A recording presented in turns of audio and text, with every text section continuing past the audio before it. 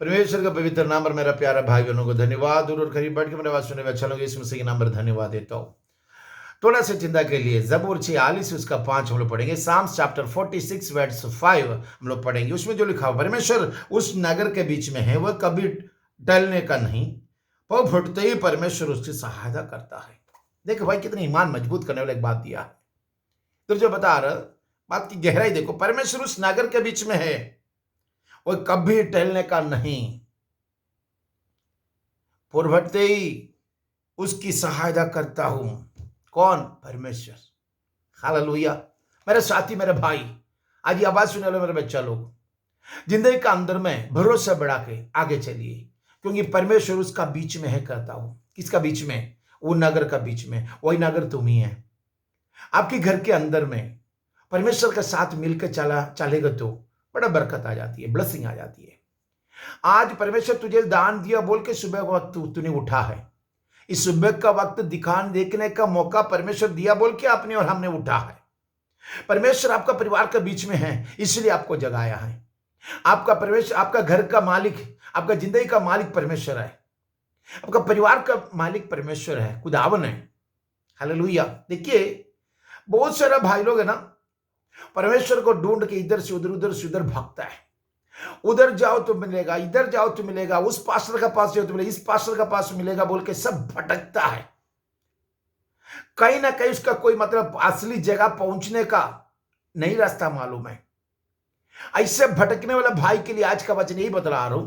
देखो वहां पर लिखा हुआ, बात के अंदर में लिख रहा, परमेश्वर उस नगर के बीच में है, वह कभी टलने का नहीं, वह पो भटते ही उसकी सहायता करता है। परमेश्वर अगर आपका परिवार का अंदर में है तो आप ढूंढने का कोशिश कीजिए ना। आप इधर उधर भटकने का जगह में आप ढूंढने का कोशिश नहीं कर, इसलिए परमेश्वर से आप बात नहीं कर पा रहा। मैं एक बात बताता हूं, स्कूल कभी जिंदगी में ना देखा कोई इंसान, यानी भविष्य बताने वाला, आपका जिंदगी के बारे में बताने वाला कोई इंसान तेरा जिंदगी को बर्बाद ना करने देना। तेरे बच्चे लोगों के जिंदगी के बारे में किसी के जो मतलब स्कूल का नजर आज तक ना देखा वही इंसान तेरे बच्चे लोगों की जिंदगी को बर्बाद होने ना देना। जो समझिए कि 4 क्लास का पढ़ाई पूरा ना किया वही इंसान तोरा हाथ का रेखा देख रहे, हाथ का देख करके बता रहे कि तुमको ऐसे होगा वैसे होगा ऐसे होगा बोल के कह रहा है। भविष्य बताने वाले के पास तुमको जाने का जरूरत नहीं है, परमेश्वर मना किया हुआ है। ये भविष्य बताने का वाले के पास जैसे पैसा देते उस हिसाब से बताता है, मतलब वो झूठ बोलता है। भविष्य परमेश्वर बताएगा। कहां? तुम परमेश्वर का हजूरी में बैठेगा तो तुम्हारा भविष्य के बारे में, लाइफ के बारे में सुनने के लिए परमेश्वर के सामने झुको ना। कुछ दिन परमेश्वर के सामने झुके पूछ, मेरा लाइफ आगे का कैसे करूं। आज एक घर के लिए रोने वाला भाई है, बच्चे लोगों को शादी के चलते रोने वाला भाई है, पढ़ाई के चलते रोने वाला भाई है, बीमार के चलते रोने वाला भाई। तुम्हारा कोई भविष्य बताने वाले के सामने जाकर तुम सिर न झुकाना, परमेश्वर से आज अगुवाई करो। परमेश्वर तुम्हारा घर के अंदर है, वो घर का मालिक है, जीवन का मालिक है, वही तुम्हारा भविष्य बताएगा, तुमको आगे जाने का रास्ता हो। 4 क्लास तक पढ़ाई नहीं किया वही इंसान MA पढ़ा हुआ बच्चा का जिंदगी के बारे में बताता है। तू वहां जाएगा, इधर जाएगा, देख रहे हैं ना। दूसरे का बोली सुन के निकल गया। भाई लोग सब फंसा हुआ अपना अपना दलदल का जगह में। एक नहीं, हजारों को मुझे मालूम है, हजारों के हिसाब से मालूम है। ये 35 साल हो गए किताब लेकर के, उसके अंदर बहुत सारे लोगों को देखा हुआ है।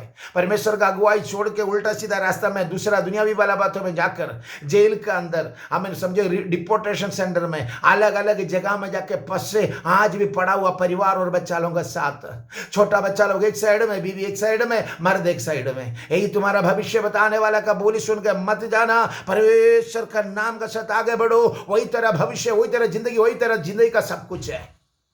परमेश्वर के साथ चलने वाला मेरा भाई, आज खुदावन यीशु मसीह के साथ मिलकर तू आज अगर चलेगा तो तुम्हारा जिंदगी के अंदर ब्लेसिंग से भरने वाला दिन है। अगर तू खुदावन के सामने झुकेगा तो तेरे जिंदगी का, अपने बच्चे लोगों का तकदीर को बदलने वाला परमेश्वर है।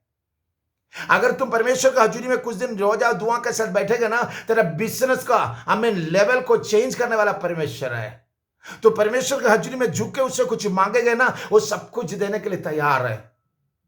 मैथ्यू की किताब चैप्टर 18 वर्स उसका 19 और 20 में पढ़ता हूं। मैथ्यू की किताब उसका 18 अध्याय का उसका 19 और 20 में पढ़ता हूं। मेरे साथ थोड़ा आइएगा। यहां पर जो लिखा हुआ है, फिर मैं तुमसे कहता हूं, यदि तुम्हें से दो जन पृथ्वी पर किसी बात के लिए एक मन होकर उससे मांगे तो वह मेरा पिता की ओर से जो स्वर्ग में है उनके लिए वही हो जाएगा।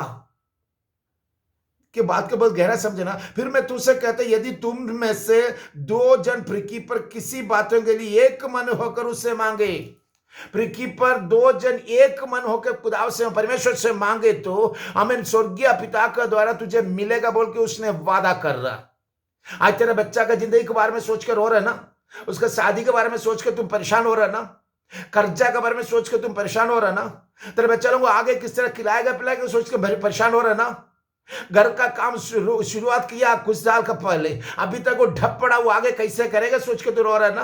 अरे परमेश्वर के सामने झुक कर उससे विनती करो, वो तुम्हारा आगे के लिए बात को जवाब देने के लिए तैयार है। दुआ के लिए जो बैठेगा ना, बीवी बच्चा तुम एक साथ होकर बैठना है। शाम होते वक्त इधर उधर दुकान में जाकर के अड्डा लगाना नहीं है।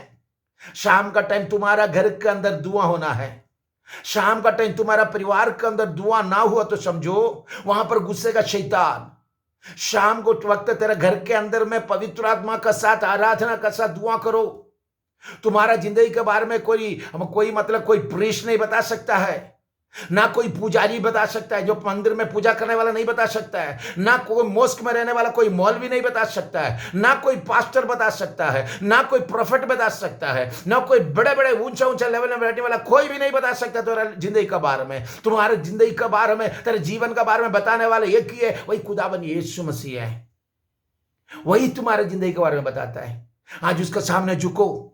हम लोग किताब के साथ वही वादा के साथ बता रहे, हम लोग जिंदगी में आजमाया हुआ है। आपका जिंदगी के अंदर में वही परमेश्वर के सामने झुको। आज धरती पर जो मांगे वही लिखा हुआ है। फिर मैं तुमसे कहता हूं, यदि तुम में से दो जन पृथ्वी पर किसी बात के लिए एक मन होकर उससे मांगे, एक मन होकर उससे मांगे, किससे? परमेश्वर से मांगे।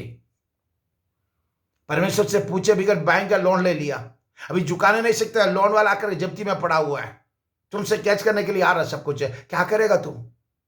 परमेश्वर से पूछे बगैर जो काम करता है गलती में पहुंच जाता है, वो गड्ढे में गिर जाता है। परमेश्वर से पूछे बगैर आंखों के सामने अच्छा लगा, किसी लड़का के साथ तेरे बेटी का शादी करा दिया, या किसी बेटी के साथ लड़का का शादी करा दिया, अभी दोनों मिलकर अलग होने के लिए दौड़ रहा है। परमेश्वर से पूछा? कभी नहीं पूछा। जिंदगी क्या हो गया? गड्ढे में लग गया। और दूसरा, परमेश्वर से पूछे बगैर बच्चे लोगों को पढ़ाई के लिए इधर उधर ले छोड़ेगा। कनाडा बोलने से हम लोग बहुत हमें पसंद करते हैं। कनाडा, वो क्या कनाडा में क्या कुछ नहीं है, उससे दूर अपना मुल्क में कनाडा जा रहा पढ़ाई के लिए, काम कराने के लिए। वहां पर ना भी दोनों के बीच में कहा भी नहीं है, कनाडा भी नहीं है, दोनों के बीच में पड़ा हुआ है। जेल में, डिपोर्टेशन सेंटर में तेरा बच्चा लोग पड़ा हुआ है। परमेश्वर से पूछो मैं क्या करना हूं, कैसे चलना हूं, उसी के बारे में सोच के दुआ मांगो। मैं दो जन पृथ्वी पर एक मन होकर जो भी मांगेगा देख, उससे मांगेगा तो देगा, उससे मांगेगा। किसने मांगेगा तो बोलो, उसके नीचे पड़ रहा है, मांगो तो वही पिता के, वह मेरा पिता की ओर से जो स्वर्ग में है उनके लिए हो जाएगा। जो मेरा स्वर्ग में मेरा पिता है ना, उसका नाम पर तुझे मिल जाएगा। बोलता आज परमेश्वर का नाम पर, परमेश्वर का पुत्र यीशु मसीह के नाम पर पिता से मांगो ना, आज तेरा जिंदगी भर के लिए मिल जाएगा। आज सोच कर रोने वाला भाई, गलती करने के बाद सोच कर रोने वाला भाई, तुम भगवान को खोज के, खुदा को खोज के इधर ढूंढो मत। उसका 20 वचन में यही लिखा वो देखो, क्योंकि जहां 2 या 3 मेरा नाम पर इकट्ठा होते हैं वहां मैं उनका बीच में होता हूं।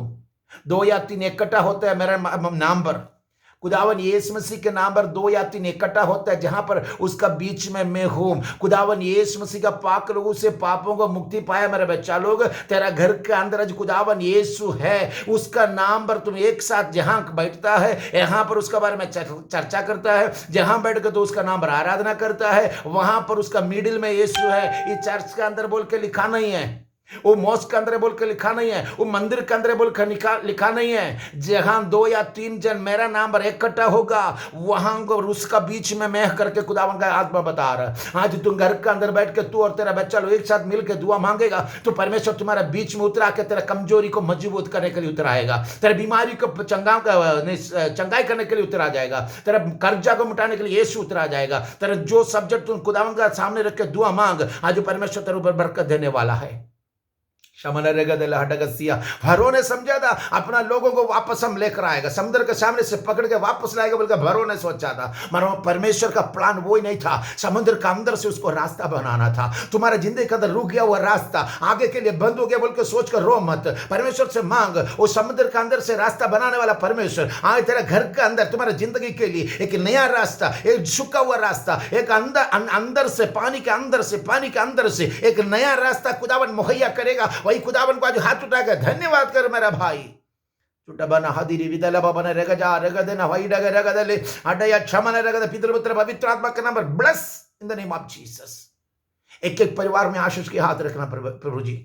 जो बच्चों के बारे में सोच कर रोने वाला माँ बाप को ऊपर आशीष की हाथ रखे। घर का काम बंद हो गया बोल करके आगे बढ़ने पर सोचने वालों को ऊपर आशीष की हाथ रखे। बच्चों को शादी नहीं हो रहा बोलकर सोचने माँ बाप को ऊपर तो अपना हाथ रखे प्रभु जी।